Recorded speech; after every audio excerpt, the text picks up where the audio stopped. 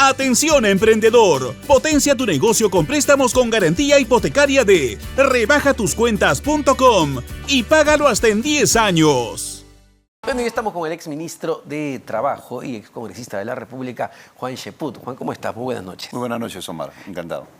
Hay varios temas por delante, ¿no? El ambiente está bastante tenso de cara a lo que sería el mensaje, o será el mensaje de la presidenta Dina Boluarte el 28 de julio y en medio además de anunciadas marchas, reuniones con grupos extremistas de parte del Ministerio de Cultura. Pero quería empezar con la designación de la exministra Rosa Gutiérrez en Esalud. Más allá de su calidad profesional y de los títulos que tiene la exministra, ¿cuál es el mensaje político detrás? Porque no hay que olvidar cómo sale ella del ministerio hace muy poco, además, ante un fracaso por atender la emergencia del dengue en el norte del país y renunciando ante el Parlamento y además criticada luego por la propia presidenta Boluarte.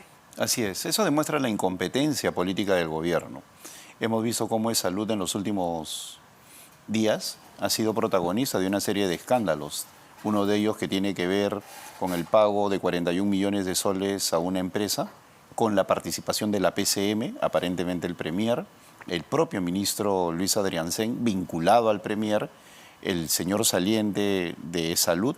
Orellana, ¿no? Sí, y ahora tenemos a una persona que, habiendo sido cuestionada por el Parlamento, habiendo sido sindicada de incompetente por el manejo en el dengue y teniendo todas las credenciales para ser expectorada la noche que renunció, vía la censura parlamentaria, es nombrada por el ministro de Trabajo, el señor Fernando Varela, que yo creo que se está inmolando.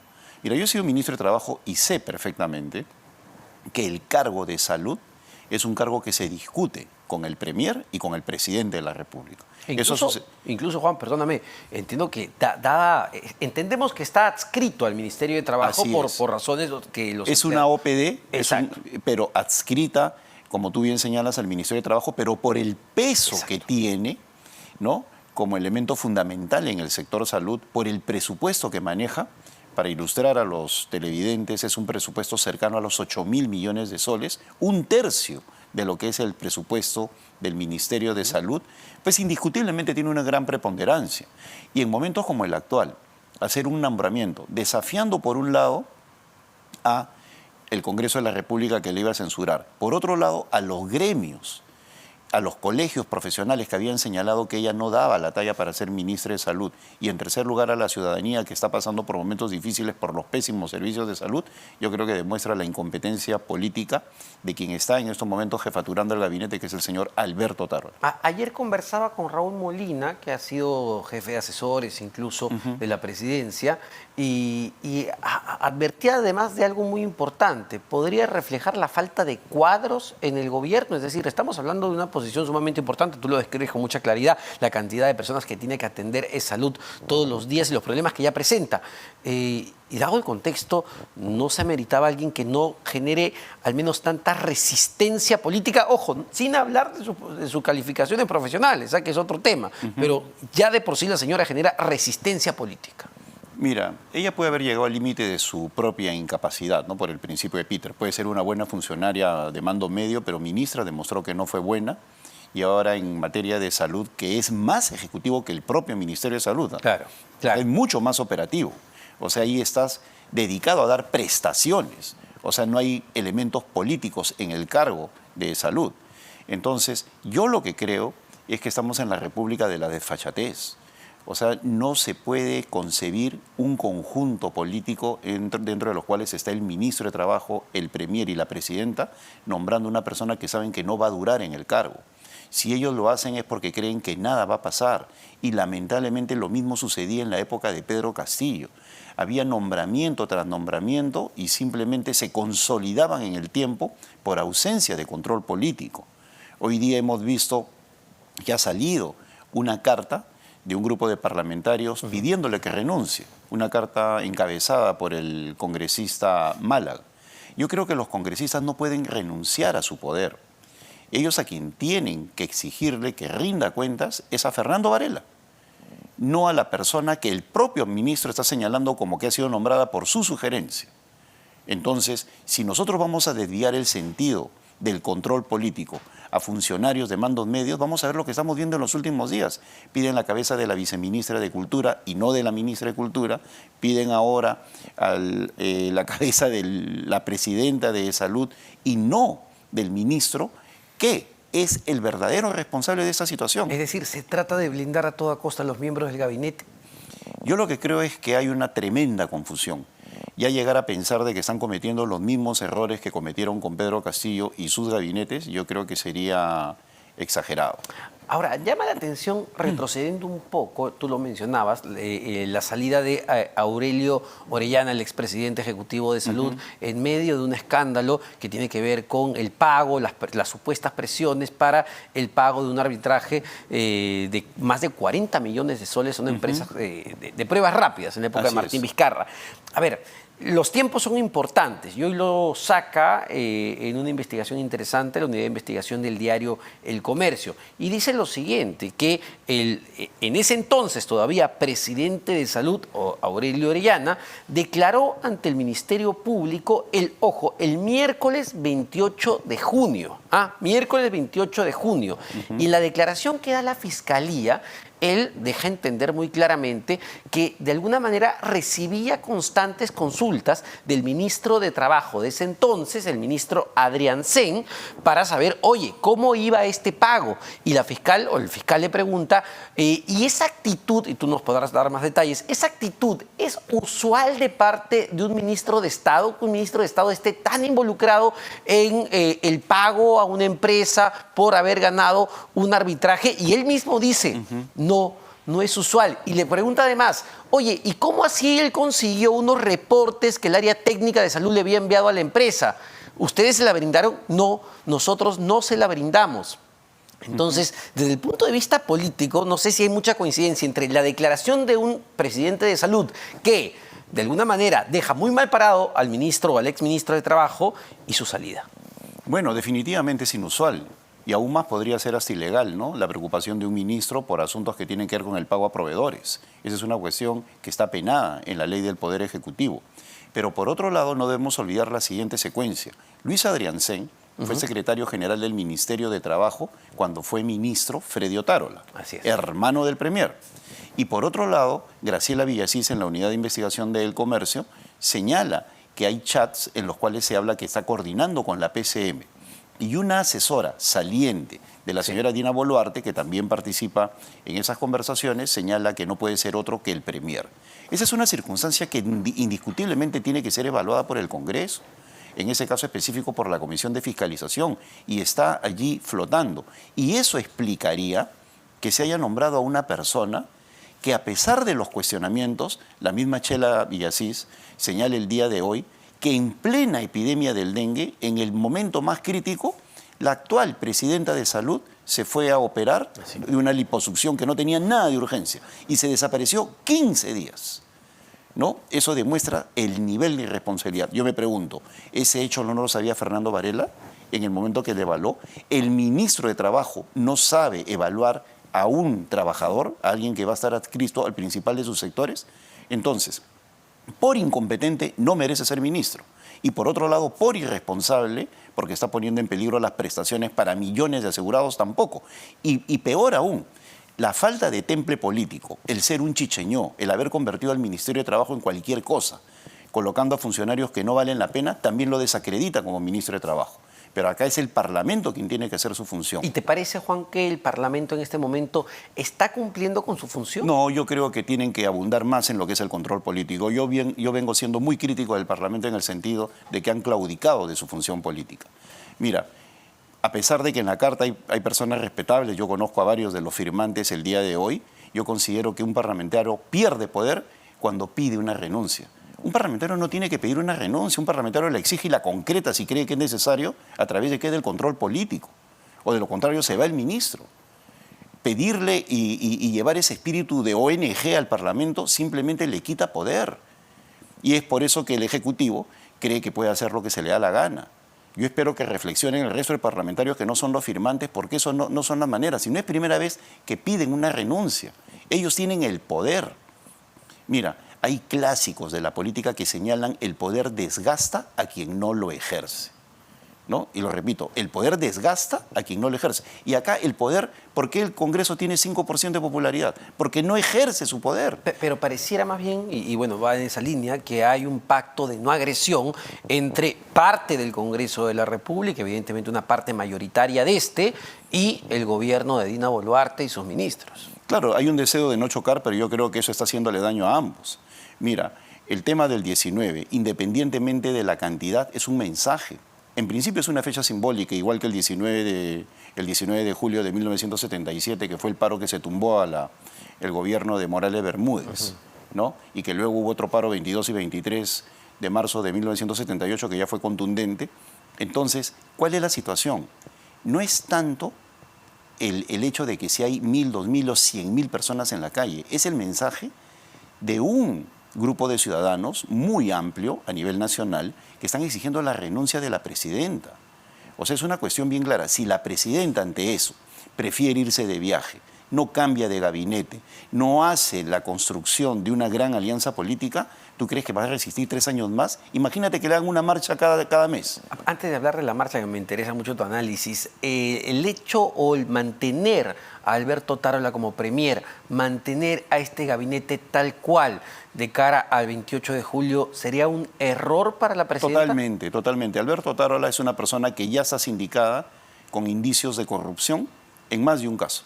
En el salud, en el propio Ministerio de Trabajo. En este Ministerio de Trabajo, con este ministro, acaba de salir clandestinamente la señora Leiva, la viceministra de Promoción del Empleo, por otro escándalo de millones de soles en el sector pro joven. Es decir, se le ha pagado a una empresa en Chiclayo varios millones de soles, alrededor de 40, si mal no recuerdo, por hacer un trabajo que nunca cumplió. Y entonces, para evitar de que la investigación continúe, la sacaron. Y es una persona que también ha trabajado antes con Luis Adrián Seny, también ha trabajado con Freddy Otárola y que conoce muy bien el tema en el Ministerio de Trabajo. ¿Es de la gente o del círculo de Alberto Tarola? Por supuesto. Y por eso la sacaron clandestinamente, la renunciaron y se paralizaron las investigaciones, que yo creo que es un error. Entonces, Alberto Tarola no puede continuar. Aún más se le ha sindicado como muy cercano a empresarios del sector casinos. Tiene una serie de cuestionamientos. Y sobre todo, su dimensión política se ha empequeñecido porque ha sido incapaz de articular un grupo político que se convierta en una bancada que le brinde un soporte real al Ejecutivo sobre la base de políticas públicas y no sobre la base de querer quedarse hasta el 2026. Sin embargo, y lo conversábamos la última vez, Juan, pareciera ser el gran puente o el gran articulador de la presidenta Dina Boluarte, que no parece tener un peso político propio con, digamos, estos grupos en el Congreso de la República, que son los que finalmente le dan el oxígeno que ella necesita en este momento. Bueno, yo no creo que sea así. Yo creo que en el Congreso existen las personas que han generado esta articulación alrededor de Dina Boluarte y al igual que antes con Pedro Castillo, en el caso de Aníbal Torres, que sabemos que en más de una ocasión se pasó de la raya, optaron por llevar la fiesta en paz. En esos momentos han decidido lo mismo, pero el país se viene degradando cada vez más y más. Y si no nos damos cuenta que hay un rechazo del 88%, de que la situación económica es deplorable. Hoy, en la mañana, yo he hablado con varios empresarios del sector privado que me dicen que la situación está crítica, el sector de construcción se ha paralizado, etcétera, etcétera. Y si no nos damos cuenta que ya estaríamos técnicamente en recesión y no hay confianza para invertir, pues si la presidenta no hace un cambio de gabinete empezando por el señor Otárola, pues simplemente la situación se va a agravar. Otárola no despierta confianza, Otárola está completamente equivocado si cree que la Pax Romana, es decir, la paz que viene de las armas, el tener el ejército en las calles, el hacer que se convierta en protagonista de la noticia el ministro del Interior, puede permanecer por 3 años, está equivocado. La Pax Romana, o sea, la paz de las armas hizo que se deshaga el Imperio Romano. No, entonces, tú tienes que convencer a los ciudadanos. Hay que hacer trabajo político, articular con las regiones, no estar en un plan de querer censurar cualquier posibilidad de manifestación o de castrarla. Eso no es político. Ahora, y en ese sentido, Juan, ¿crees que las anunciadas protestas para estos días, a partir del 19, porque lo que han dicho es que es a partir de, y hacia adelante no sabemos, ¿crees que agarren fuerza, ojo, no solo en Lima, sino en diferentes regiones? Lo que sucede es que, mira, yo tengo un permanente contacto con medios de provincia, permanente, y no es una cuestión superficial, o sea, lo digo realmente, todos los días. Y cuando me entrevistan los amigos de Puno o de Cusco, pues simplemente me dicen, acá sería imposible que venga un congresista a hablar. O sea, simplemente no puede. Ya lo vemos, Y los ¿no? ministros tampoco. Entonces yo sostenía en una oportunidad en un grupo político empresarial conversando, que querían analizar la situación, el Perú no resiste 2 punos más. Porque un solo puno es el equivalente a un piedrón en el zapato, en lo que se refiere a generación de renta, a mensajes hacia el exterior. Mira cómo en plena temporada alta no vienen turistas al país, porque se dice, se vienen las marchas y mejor no vayan. Basta con ver los restaurantes, los hoteles, etcétera, etcétera. Vuelvo a preguntarme, ¿esto resiste 3 años más? De ninguna manera. Si la señora Boluarte quiere quedarse, pues tiene que entender lo siguiente. No existe posibilidad que ella se quede sin articular una gran alianza política que empiece por su gabinete. En ausencia de bancada, el gabinete. Pero si el gabinete está compuesto de personas sin peso específico, ¿no? O personas sin personalidad, como lamentablemente lo está demostrando el señor Varela, autoinmolándose en el Ministerio de Trabajo para justificar a una incompetente. Si tiene ese tipo de ministros, no llega a ninguna parte, porque ella necesita gente que le diga, señora presidenta, usted está equivocada, las cosas no son así. Y aún más, la presidenta como jefa de Estado debería estar ya jugándosela por la próxima mesa directiva. Y eso no significa inmiscuirse, ella es la jefa de Estado. Y todos los presidentes lo han hecho, sin excepción. ¿Por qué? Porque depende su sostenibilidad de lo que venga en el Congreso. ¿O qué pretende ella? ¿Cambiarse de sombrero de la derecha a la izquierda si es que gana una bancada de izquierda? ¿Cree que así funciona el país? ¿Gana Valdemar Cerrón y me convierto de inmediato en Perú librista? No, pues no funciona así. Que yo creo que es lo que va a pasar, ¿eh? O sea, no tengo ninguna duda que si la mesa directiva cambia de fuerza política, ella de inmediato... Ahora, también... Juan, y sobre las manifestaciones, la respuesta que ha dado el gobierno, porque hemos escuchado varias voces, ¿no? La del ministro Jorge Chávez Cresta diciendo que los que van a salir no son personas de bien, la propia respuesta del ministro del Interior de enviar piquetes a ver quiénes entran o no, quiénes no entran a Lima, como si necesitáramos un pasaporte los peruanos para ingresar a Lima, o incluso de hablar que esta es la protesta de la camarada Vilma. Yo creo que están sobredimensionando la situación para luego decir salimos ganadores. No, yo creo que eso es lo que está pasando y eso también es un error. Pues ellos no se están dando cuenta que los propios organizadores están hablando de la dispersión de la marcha en las regiones. Y lo de que es Lima simplemente sería uno de los eventos adicionales. Como tampoco están tomando en cuenta lo que tú acabas de reseñar muy bien, que han dicho que es la primera de sucesivas marchas a lo largo y ancho del país. Entonces, el clima político está absolutamente contaminado. Y mira, yo que he tenido participación política directa o indirecta todos estos años, desde el 2000 a la fecha, nunca ha habido manifestaciones pidiendo la renuncia de un presidente a los 7 meses de su mandato, pidiéndole que se vaya.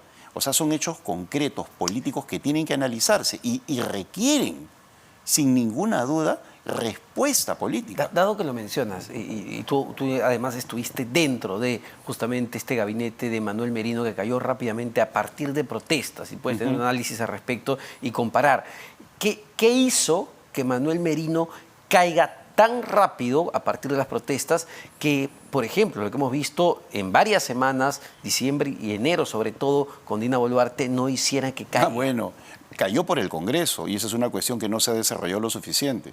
Cuando salen las conferencias de prensa sucesivas de Keiko Fujimori diciéndole renuncie y Fuerza Popular retira su apoyo, Luis Valdés y APP diciéndole renuncie y le quita su apoyo, y Acción Popular, el partido de Manuel Merino, pidiéndole que renuncie, si el origen del gobierno de Manuel Merino es el Congreso y el Congreso le quita el apoyo, pues simplemente no había ya sentido en continuar. Y a eso hubo otro factor también importantísimo, el propio Ejecutivo.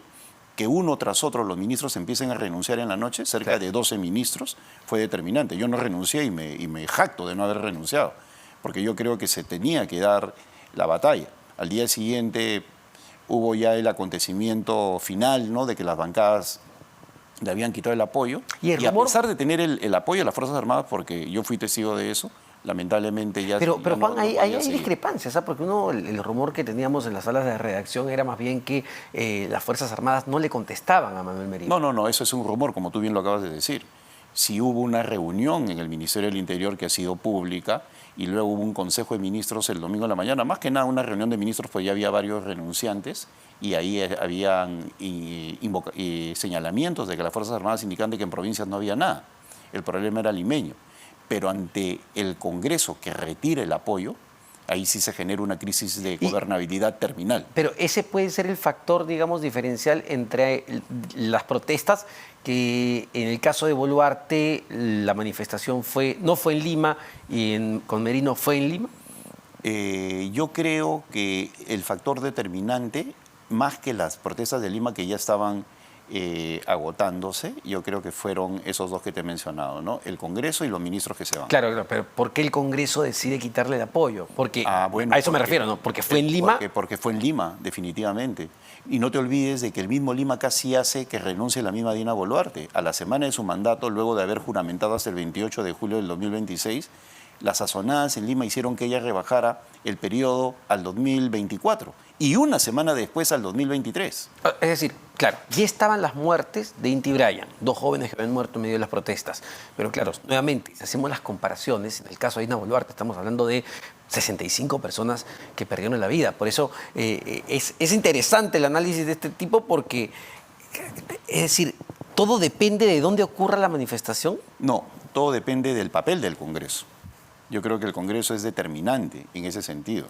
Un Congreso como el anterior que planteó esa iniciativa fue fundamental para la renuncia, pues tranquilamente podía haber seguido hacia adelante Merino, pero si no tienes apoyo del Congreso, ya simplemente eres una cáscara, ¿no? Y el Congreso te está pidiendo la renuncia. ¿Y tú crees que este Congreso en algún momento se le voltea a Dina Boluarte? Yo creo que sí, como pasó con Castillo, si es que razonan y ante la posibilidad creciente y alta, por más que los empresarios visiten a Dina Boluarte, como sucedió ayer, manifestaciones a nivel nacional, ningún país es viable.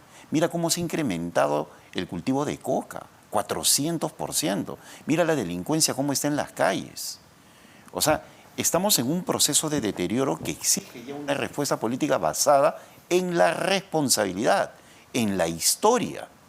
El día que el Perú se convierte en un Estado fallido, miraremos hacia atrás y qué hicieron los congresistas y los ministros de esa época, cuando veíamos que estábamos en línea recta hacia un Estado fallido. Acá no hay cuestiones personales, acá hay cuestiones de llamamiento, de atención institucionales, parlamentarios que se tienen que colocar por encima de la coyuntura y ver cómo marcha el país. Y no es cuestión de hacerle el juego a la izquierda más bien está actuando astutamente, etiquetando a Dina Boluarte como derechista, y lo ha logrado a nivel nacional, de tal forma que en el recambio electoral se va a venir un gobierno de izquierda radical en el 2026 con asamblea constituyente y todo, porque la izquierda está actuando muy astutamente. Muchísimas gracias, Juan. Como siempre, Juan Cheput, ex ministro de Trabajo, ex congresista de la República.